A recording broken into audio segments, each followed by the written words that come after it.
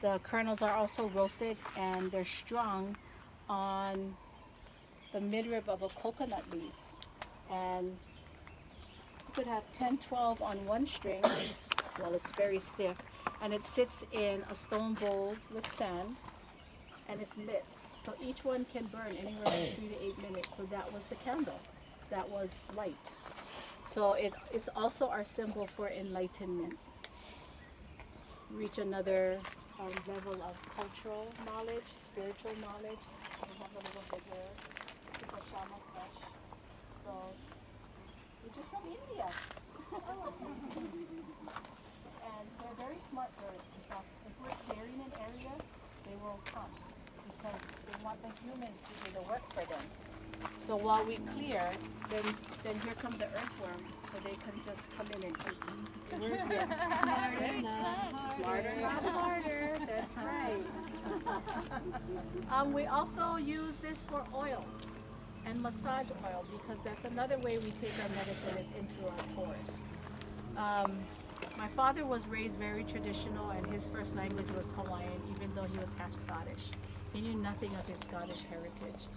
Only he was raised by his great-grandmother, so he was raised very traditional. She was the healer in their district.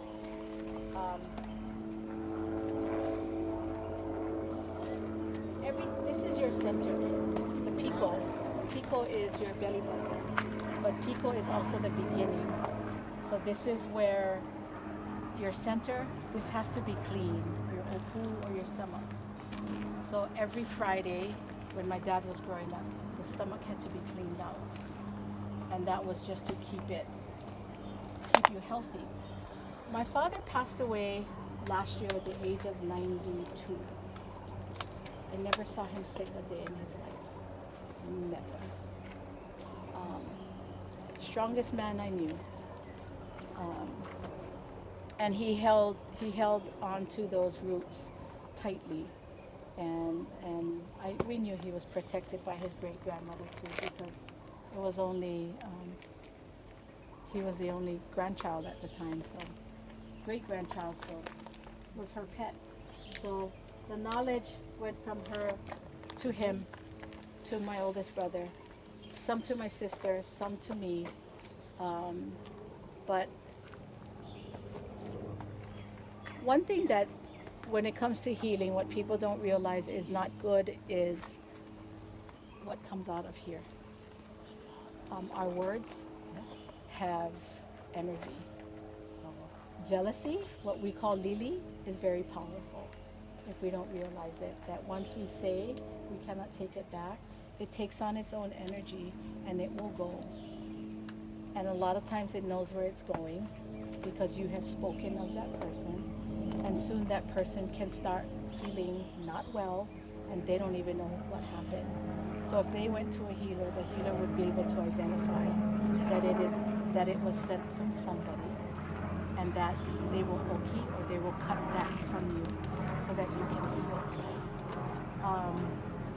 When you're taught the healing methods, it's very time consuming. You have to learn over 300 different plants, the prayers, the chants, the time of day to pick certain plants because the healing essence is at its highest.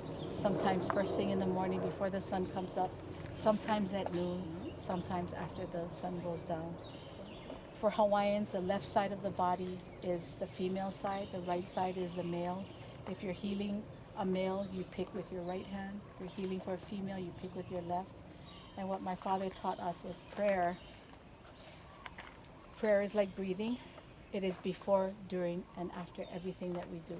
And we're not talking about Christianity. We're talking about being Hawaiian. And that's another reason why Hawaiians accepted Christianity so readily, because we too believe in a creator, a supreme creator. And that's what they professed, right? The one God. Our ancestors already knew that. We also have a saying, aloha kekahi i kekahi, which means love one another. It's of the whole, and it's inclusive, it's not exclusive. So it was very easy for them to accept Christianity But then they soon found out that it came with not always the best. When you were told you're not good, when you were told this practice is evil, you don't do this, your clothing is not acceptable. So many Hawaiians thought that they were not good, that they were not good people, and they started to renounce their own practices. In the Hawaiian language, there is no word for religion because it is a way of life, period. Period. So a lot of us are coming full circle into that belief that, because we're all raised in different, in Christianity. So the female is left of Yeah. female is left and male is the right. Right side. Oh, okay. Yeah, right side of the And body. if you healing the female, you handling left is You would pick left side.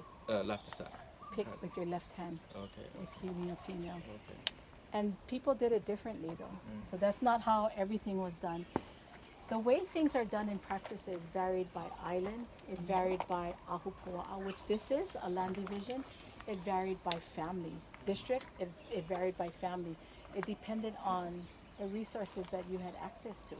Now we can go to different areas and use resources from all over. Back then, no. And that's why my father always taught us, don't ever let anybody tell you that there's only one way to do it. Because it's not true. And you are putting yourself above everybody else's practices. And no, we don't do that. No, and you have to keep that humility because other people do it different and it's okay. Okay. Casey, you want to jump into?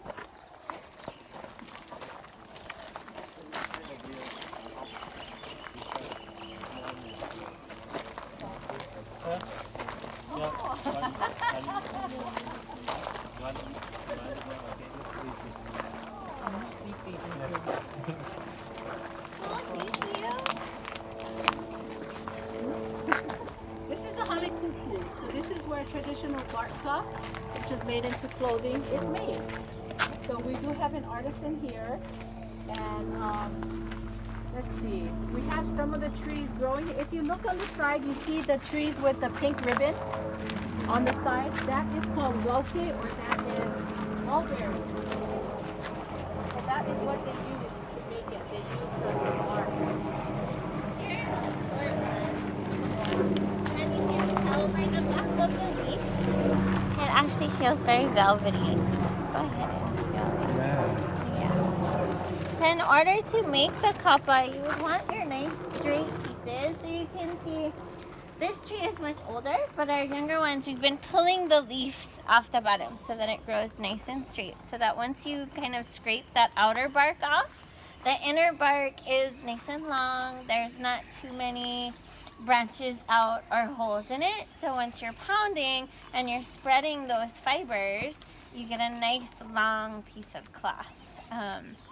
After you're spreading them, you do want to ferment it for a period of time.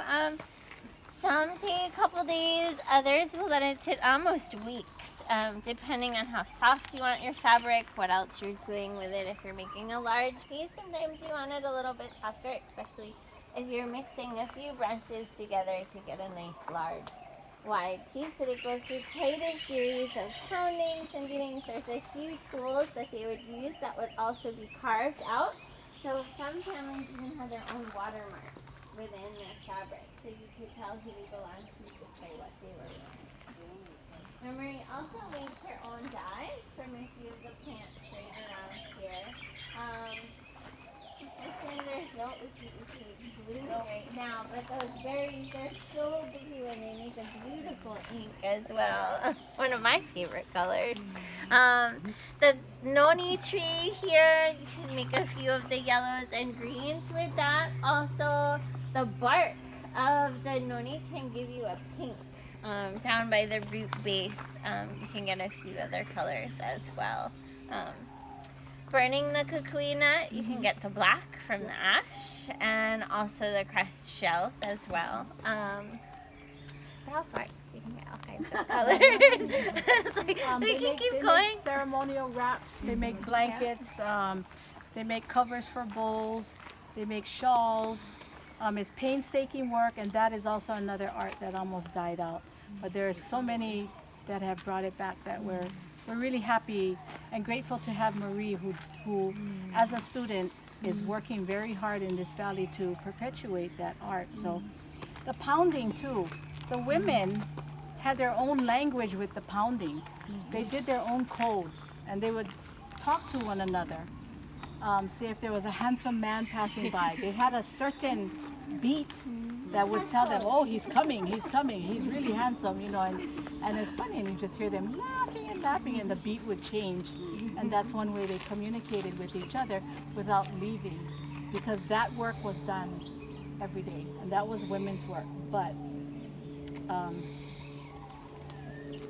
even children were taught from a young age. Girls were taught, even boys pounded when they were little. So everybody helped. And that's what was important. Everybody had a job to do. Everybody had responsibilities. Everything had to keep going every day to keep the whole family going. So we're going to walk through here really quick, come around this way, and then we can hop on and